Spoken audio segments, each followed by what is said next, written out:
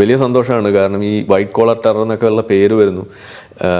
അങ്ങനെ പൊട്ടൻഷ്യൽ ജിഹാദി എന്നുള്ളൊരു വാക്ക് ഞാൻ പറഞ്ഞ് വലിയ പ്രശ്നമായിരുന്നു.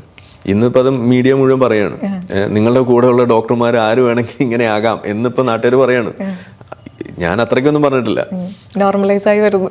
അപ്പൊ ഈ സാധനം നമ്മളിവിടെ ആളുകൾ ചർച്ചയാവും. കാരണം ആക്കുന്നത് ആരാണ്?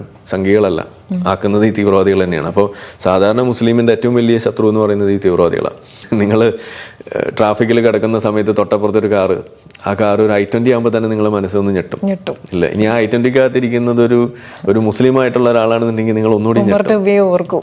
അതെ, ഇനി ആ ഇരിക്കുന്ന ആൾക്കൊരു താടി ഉണ്ടെന്ന് വിചാരിക്കുക, നിങ്ങൾ കൂടുതൽ ഞെട്ടും. ഇതെല്ലാം ഉണ്ടാവുക. അപ്പൊ ആരാണ് അങ്ങനെ ഒരു അവസ്ഥയിലേക്ക് കൊണ്ടെത്തിച്ചത്? നിങ്ങളൊരു ഫ്ലൈറ്റിൽ പോകുന്നു, നിങ്ങളിങ്ങനെ ഇരിക്കുകയാണ്, അപ്പോൾ എതിരെ ഒരാൾ ജുബ്ബയൊക്കെ ഇട്ട് ഇതേപോലെ താടിയും വെച്ച് മീശല്ലാതെ ഒരാൾ നടന്നു വരികയാണ്. നിങ്ങളുടെ മനസ്സിലൂടെ ഒരു സാധനം ഓടൂല്ലേ? ഇല്ലേ?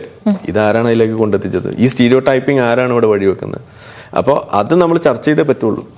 ഇത് ഇങ്ങനെ ഒരു സ്വാമി നടന്നു വന്ന ആർക്കെങ്കിലും എന്തെങ്കിലും തോന്നും? ഒരു പള്ളിയിലച്ഛൻ നടന്നു വന്ന ആർക്കെങ്കിലും തോന്നും? ഇല്ല. ഇതാണ് അതിന്റെ പ്രശ്നം.